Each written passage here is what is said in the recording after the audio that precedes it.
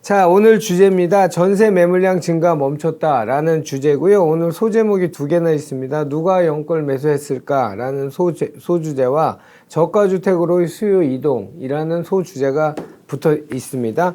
오늘도 저에게 부동산 로드맵을 뚜렷하게 정확하게 그려주실 분은 주식회사 도시화공간 곽창석 대표님 나오셨습니다. 안녕하십니까? 예, 안녕하십니까? 네, 안녕하십니까? 곽 대표님, 이 제목부터가 우리가 현 시류에 반하는 제목인 것 같아요.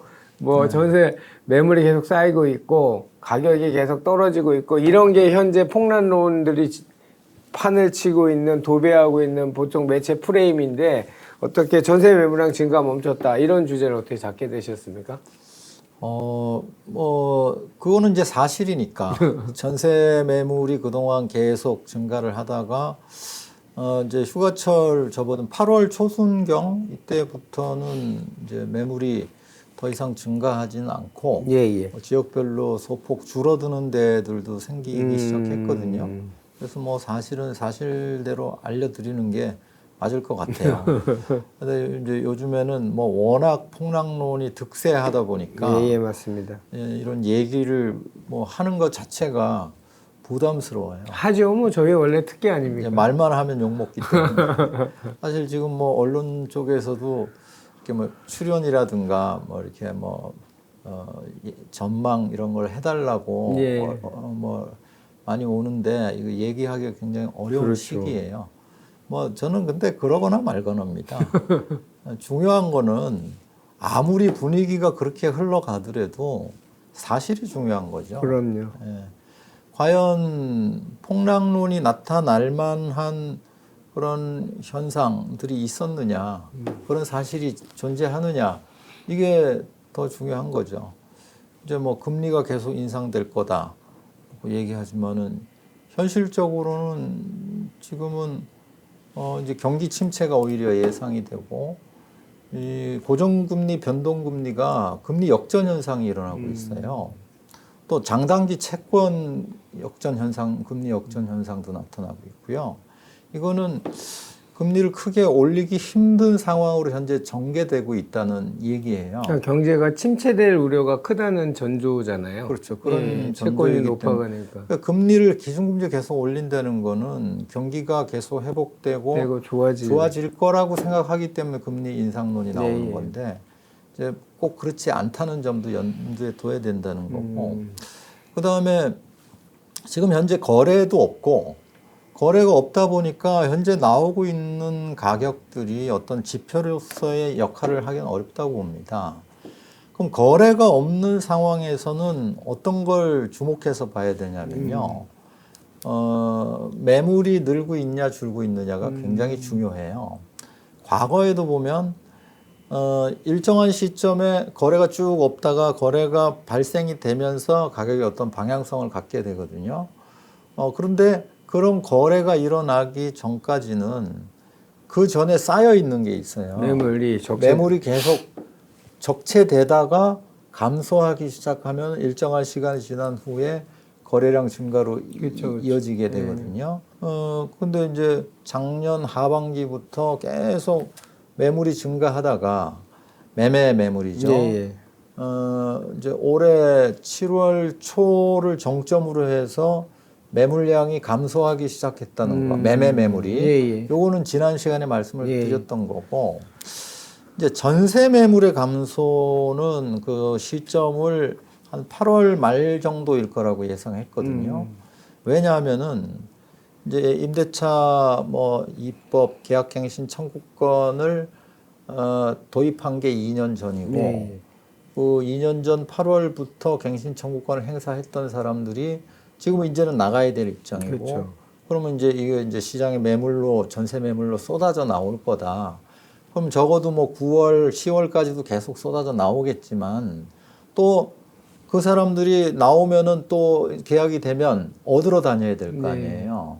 그래서 그게 이제 그 크로스되는 지점을 저는 8월 말일 거라고 생각하고 매물 증가세의 정점을 8월 말일 거라고 전세 매물 증가의 정점이라고 봤었는데 제 예상보다는 빠르게 지금 이제 8월 말이 아니고 8월 초에 매물의 정점을 찍고 있다는 거죠. 요거는 현 시장 구도로 볼 때 이제 전세 품귀 현상이 일어나는 시점부터 실수요자, 무주택 실수요자들이 매수로 돌아서면서 매매 시장 정상화로 이어질 거로 보이거든요.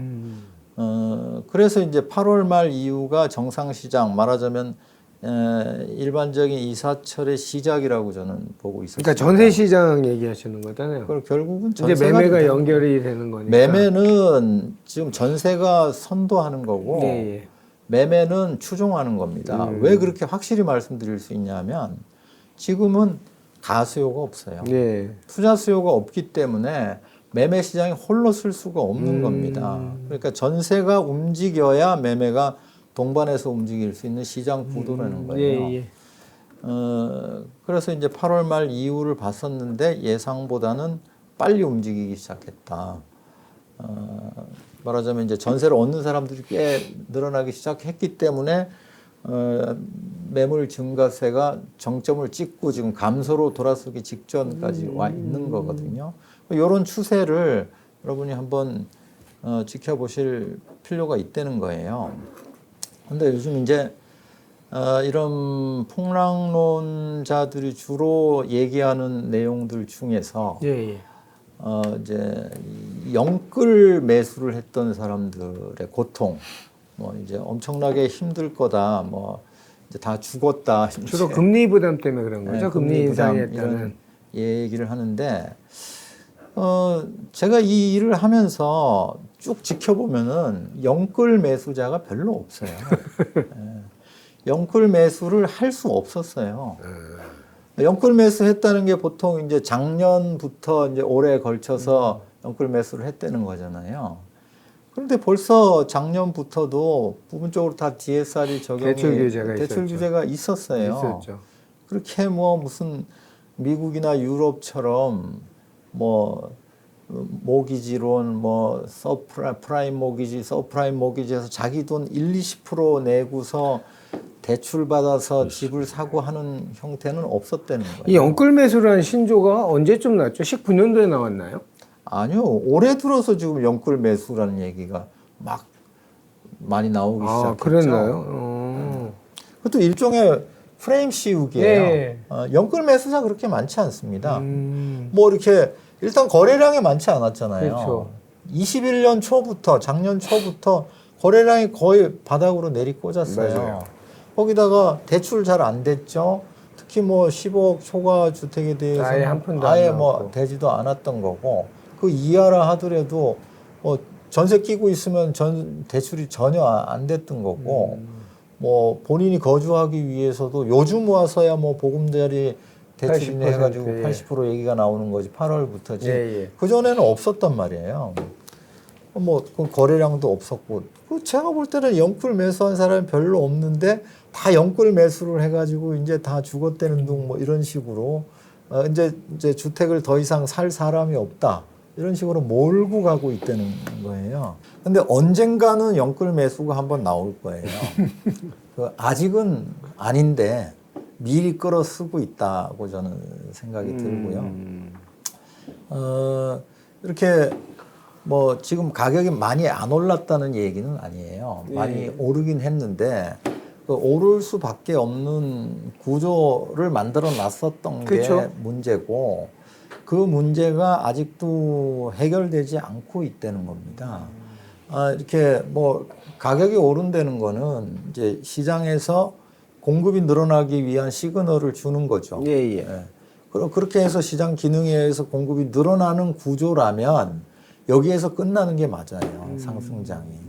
근데 뭐 아시다시피 작년 이후에 거의 공급이 안 이루어지고 있어요. 뭐 인허가는 일부 늘어나고는 있는데 인허가를 아무리 해도 실제 착공으로 이어지지 않아요. 맞습니다. 지금 이 대표께서 하시는 일도 네. 그쪽으로도 비슷하지 않나요? 맞습니다. 현재 뭐 가로주택 정비 사업해서 많이들 추진은 하고 있지만은 실제 성과를 내는 거는 거의 없잖아요. 네, 지금 뭐 여러 가지 가변적인 요인들이 많다 보니까 실제 시공사 선정되더라도 착공을 못하는 경우 사업장도 많고요. 지금 네, 뭐 굉장히 정말 복잡한 시장인 것 같아요. 그리고 제 주변에도 보면은 뭐 아파트 뭐 개발 사업 한다고 해도 실제 뭐 토지 확보도 어려울 뿐만 아니라 이제 뭐 좀 작은 땅들 확보해 가지고 아파트 짓는데 지금 또 이제 금리가 오르고 이러다 보니까 더 힘들어졌어요. 맞아요. 사업하는 환경이. 사업자 대출 받으면 그 금리 부담이 이런 거야말로 진짜 힘든 상황이 되는 거죠. 금리 부담도 커지지만은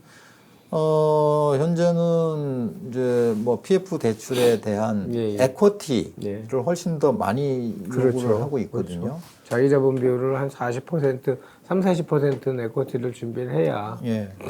그런 부분 또 이제 신규 분양하는 환경도 더 나빠졌잖아요. 그렇습니다. 뭐 분양가는 올릴 수뿐이 없는데 건축비 올라서 앞으로 얼마나 건축비 오를지도 모르니까 내일 한번 기다려 봐야 되겠어요. 예. 내일 뭐 첫 대책 나온다고 하니까. 예. 그래서 이렇게 사업을 하기 어려운 환경이다 보니까 이제 공급이 안 되는데 뭐 규제는 이제 내일 푼다고 하지만 그 규제를 푼 게 실제 공급으로 이어지고 입주로 이어질 때까지는 시간이 많이 남아 있거든요. 그럼요. 그래서 지금은 이제 막연히 막 집값이 떨어질 거다라는 이런 기대, 뭐 살 사람 다 샀다. 이런 프레임 씌우기에 속아 넘어가서는 저는 안 된다고 생각을 하거든요. 우리가 냉정하게 봐야 됩니다. 현재 시장 상황이 어떤 거냐, 금리는 앞으로 어떻게 변동될 수 있는 거냐, 또 이제 수급 상황, 특히 공급이 어떻게 되고 있는 거냐, 이런 것들을 주시를 해 봐야 된다는 거예요.